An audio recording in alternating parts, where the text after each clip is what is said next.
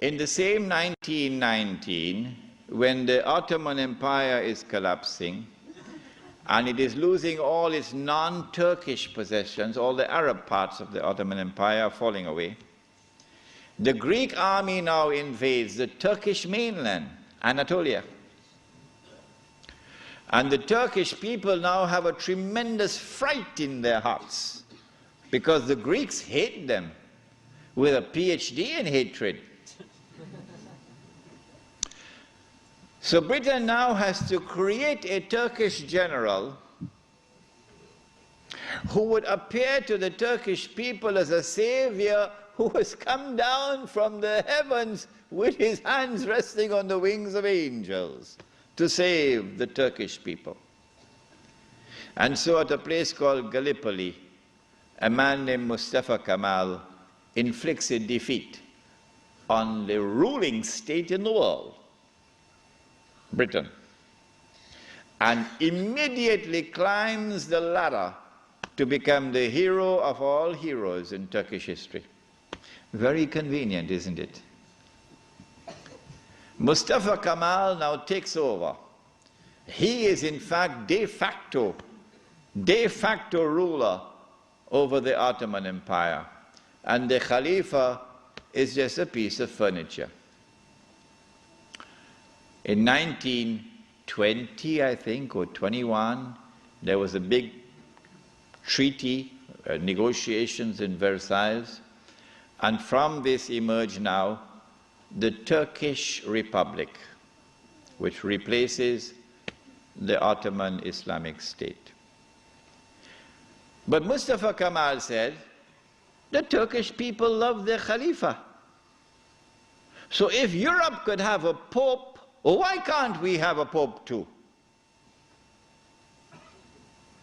This was simplistic thinking on the part of Mustafa Kemal. If the Europeans could have a pope, well, so too can we. So the new Turkish government of Mustafa Kemal decided to take the Khilafah and remove from it all political authority and make the Khalifa the equivalent of the Pope. This was 1922. And things were going fine for him. Turkish people were happy. Khilafah is still there. And the leadership of the revolution in Turkey were very happy because we have a secular state now, modeled after the European state. But in 1924, on the 3rd of March, suddenly Britain demanded, of course, this is secret, they wouldn't reveal it, Britain demanded of Mustafa Kemal that he must abolish the Khilafah. The demand came from Britain. And on the 3rd of March 1924, the Turkish Republic abolished the Khilafah. The question we have to ask is, why did they do it when there was no need to do it? Nothing. It represented no threat whatsoever to the secular Turkish Republic. The answer for the abolition of the Khilafah on the 3rd of March 1924 is located in a place called India. But even the Indian scholars of Islam are not aware of it. Even they are not aware of it. When the attack on the Khilafah was taking place in the 1916, 17, 18 period, then Indian ulama, at that time the Indian Muslim community was one of the most influential Muslim communities in the world. And the Indian Muslim community was led by leaders who knew Islam and lived Islam.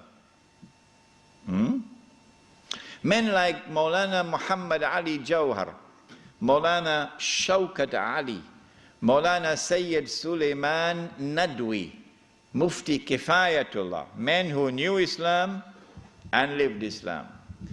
And they wanted to get rid of British imperial rule in India, so that when they got rid of the British, they could restore Islamic rule over Muslims. That's all they wanted. Get rid of the British and restore Islamic rule over Muslims. And they realized that they could mobilize the Muslim masses of India over this issue of the Khilafah, because everybody loved the Khilafah. And so they established a movement which they call the Khilafat movement, Harakatul Khilafah, the Khilafat movement.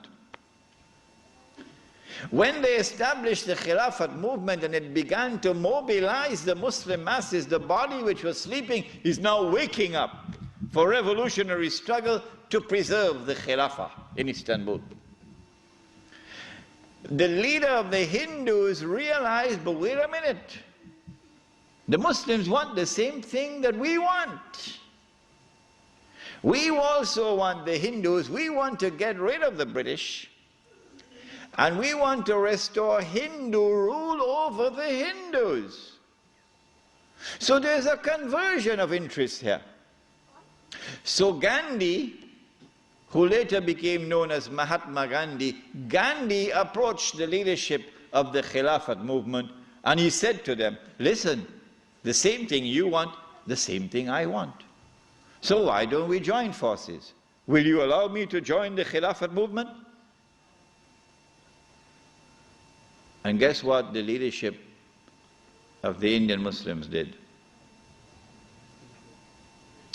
It was revolutionary theory on their part, and we praise them tonight. They admitted, they accepted the offer of Gandhi, and they formed an alliance. And so the Khilafat movement in India now became a Hindu-Muslim alliance for the purpose of getting rid of British rule. And then that would replace, that which would replace British rule would be Islamic rule over Muslims and Hindu rule over Hindus. This constituted the most dangerous of all threats that Western civilization have ever experienced in its entire period of colonization of mankind. This Khilafat movement. Because the Western objective was to demolish every existing state structure in the world and replace it with the secular state, so that eventually the secular state could be brought under the umbrella of a League of Nations and eventually a United Nations, and this would be political globalization at work.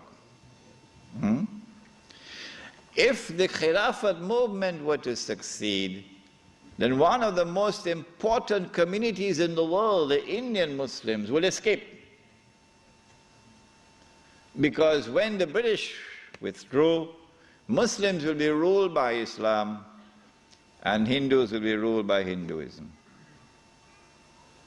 Between 1920 and 1924, the Khilafat movement was building up steam at an alarming rate. And by 1924, the British had calculated, we have to get rid of this Khilafat movement. And the only way we can think of now is to abolish the Khilafat. And so they put the pressure on Mustafa Kemal.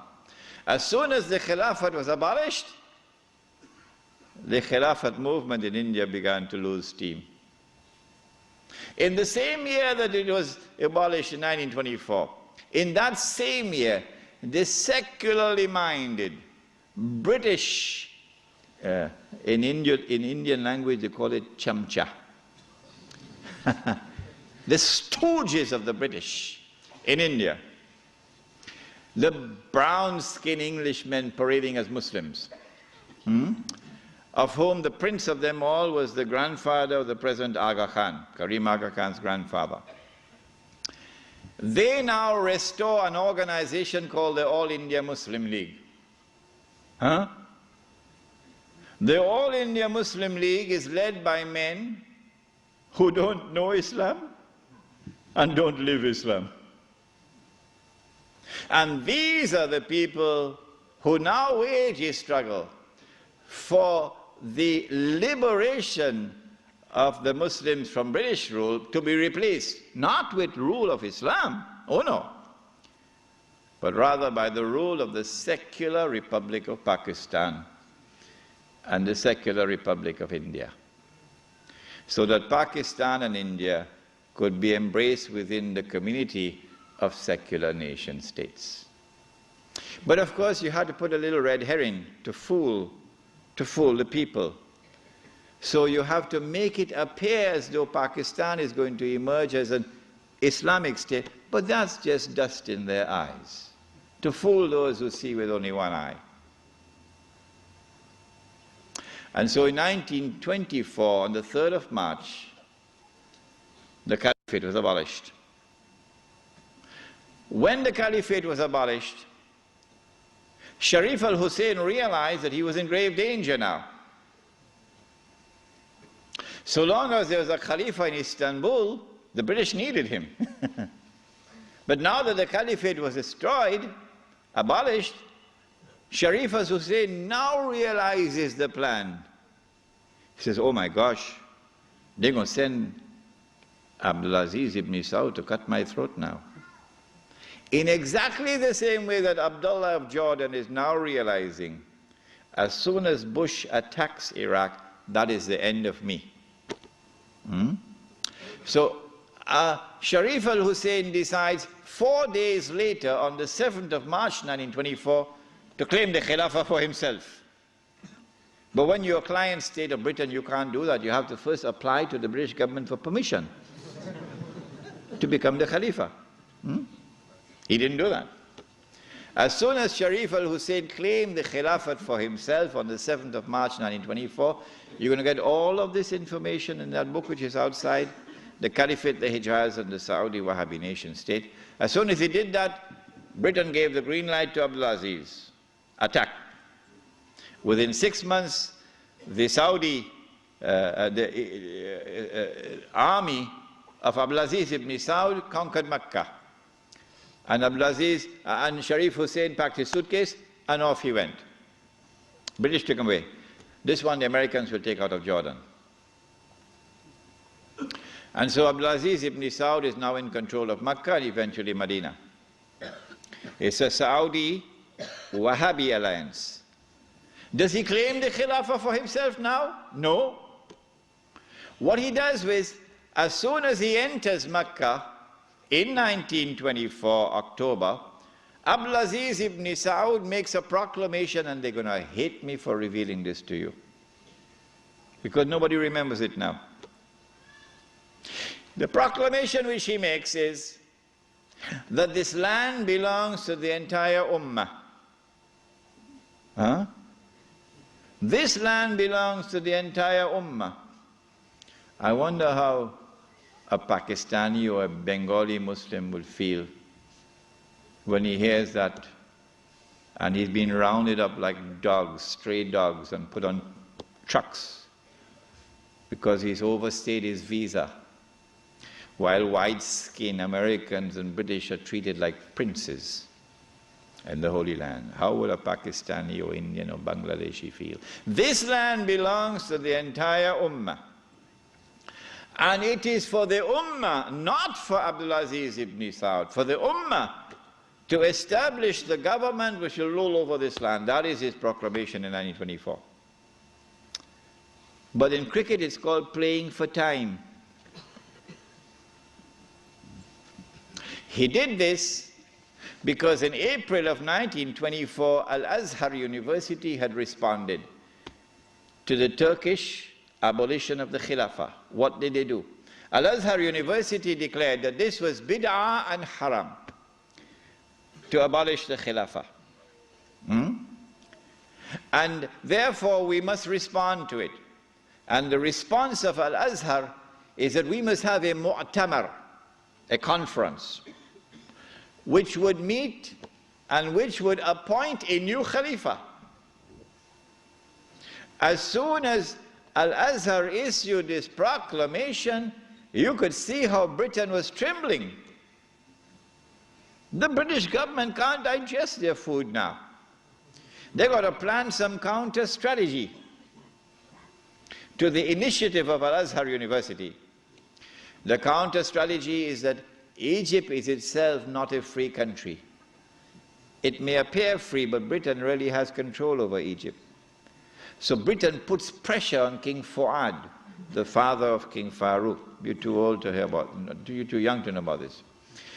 And King Fuad is now putting pressure on Al-Azhar to hold back on this conference. So for 2 years the conference can't take place. 2 years because of British pressure. The conference finally takes place in June, July of 1926.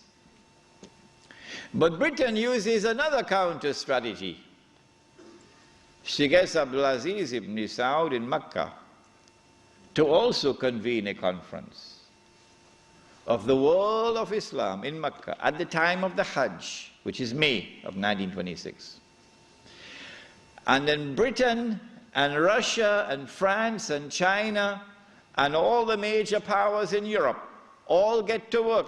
Massive intervention in the affairs of the world of Islam to ensure that the Cairo conference does not succeed in winning a representative gathering, and that the Mecca conference gets all the Muslims attending it. And they succeeded. The Cairo conference, organized by Al-Azhar University, becomes an essentially Arab conference because non-Arabs are hardly present. The conference met. The conference decided that the Khilafah was an essential part of the deen, that it was bid'ah and haram to abolish it, that the Khilafah must be restored, but we don't know how to do it. So let's go back home and come back after 1 year. That was the decision. We don't know how to do it. But in Mecca, you had the most successful representation of the entire world of Islam, because Britain really went to work on it. This conference is now convened, but strangely for the Wahhabi movement.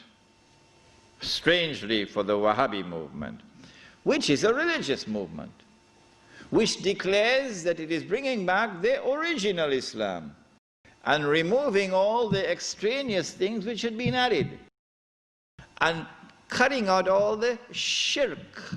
So this is the real Islam. Well, then how come you don't even have the subject of the Khilafah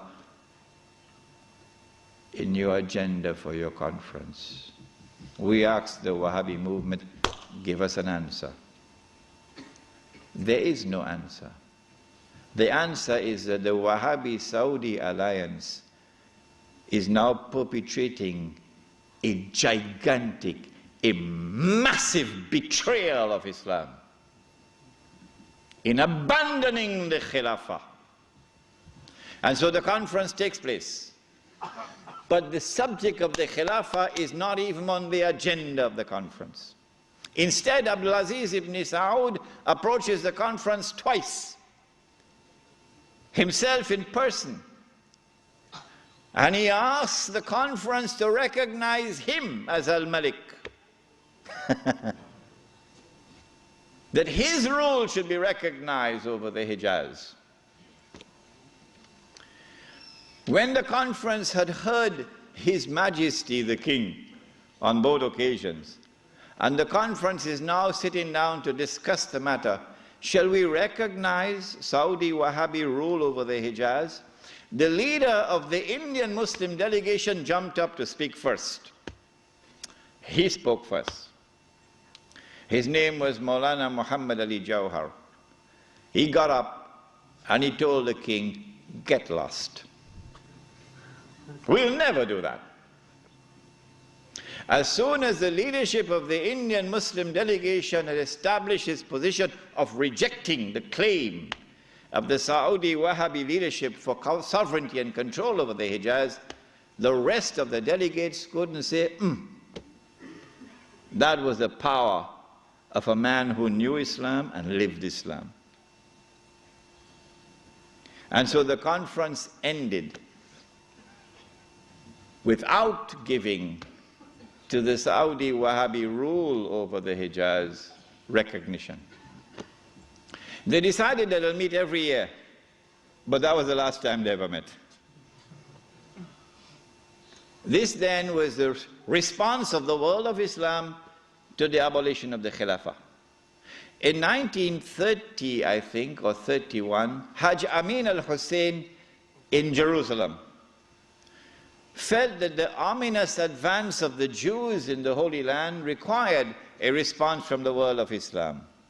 So he sought to reconvene the conference in Jerusalem. But it was a new conference. It gave it a new name in 1930 or 31. They call it the Al-Aqsa Conference, or the Mu'tamar al-Am. And this conference also met in 1930-31, but you're meeting to establish Darul Islam in a territory which is under British rule. Nothing could be more foolish than that.